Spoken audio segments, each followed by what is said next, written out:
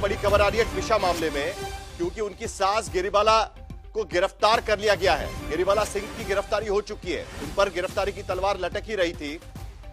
उनका जो bail application है वो रिजेक्ट कर दिया गया था और उसके बाद सीबीआई की टीम उनके घर में पहले से ही बैठी हुई थी। सीबीआई ने पूछताछ के बाद भोपाल में ट्विशा की सास गिरिबाला सिंह की गिरफ्तारी हो चुकी है। इससे पहले ही सीबीआई की टीम उनके घर पर पहुंची थी और भोपाल में तुरंत उनकी गिरफ्तारी हुई। इससे पहले इस मामले में उनके पति की भी गिरफ्तारी हो चुकी है, उनसे पूछताछ हो चुकी है। समर्थ के आरोपी जो समर्थ है उनके पति है ट्विशा की, उनकी मां गिरिबाला सिंह, जिन्होंने इससे पहले मीडिया में कुछ बयान दिए थे ट्विशा के खिलाफ। तो सीबीआई उनके घर में पूछताछ करने के लिए पहुंची और उसके बाद उनकी गिरफ्तारी इस मामले में हो चुकी है। दरअसल इससे पहले उनका जो एंटीसिपेटरी बेल है वो रिजेक्ट हुआ था। उसके बाद गिरिबाला सिंह को जो राहत नहीं मिली, उससे पहले ही सीबीआई की टीम उनके घर पहुंची थी और पूछताछ के बाद उनकी अरविंद ओझा इस वक्त हमारे साथ फोन लाइन पे जुड़ रहे हैं। सीबीआई ने ये गिरफ्तारी की है, अटकलें लगाई जा रही थी, साफ ही नजर आ रहा था कि शायद उनकी सास की गिरफ्तारी हो जाएगी। अब मामला कैसे आगे बढ़ेगा इन्वेस्टिगेशन में, अरविंद?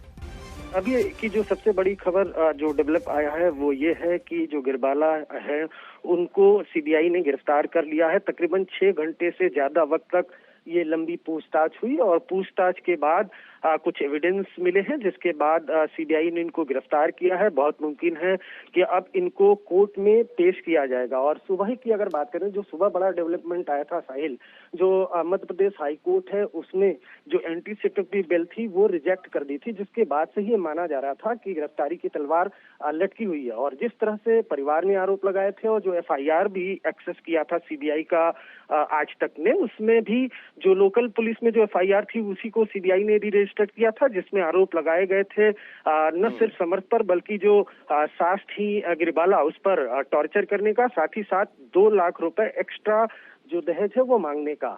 तो लगातार ये कटघरे में थी। पहले समर्थ अरेस्ट हुआ था और उसके बाद फिर सीबीआई ने इनको गिरफ्तार कर लिया है और कुछ देर बाद इनको अदालत में पेश किया जाएगा। साहिल, इससे पहले समर्थ सिंह की गिरफ्तारी हो चुकी है। हालांकि उन्होंने अपने आप को खुद ही अदालत के सामने पेश किया था और उसके बाद उसकी समर्थ सिंह की भी पूछताछ हो चुकी है और उसके बाद गिरिबाला सिंह की गिरफ्तारी। गिरिबाला सिंह पर किस तरीके से सीबीआई इस पूरे मामले को देख रही है? क्योंकि इससे पहले गिरिबाला सिंह की तरफ से जो बयान दिए गए थे ट्विशा के खिलाफ उनके बारे में, उसको भी काफी क्रिटिसाइज किया गया था।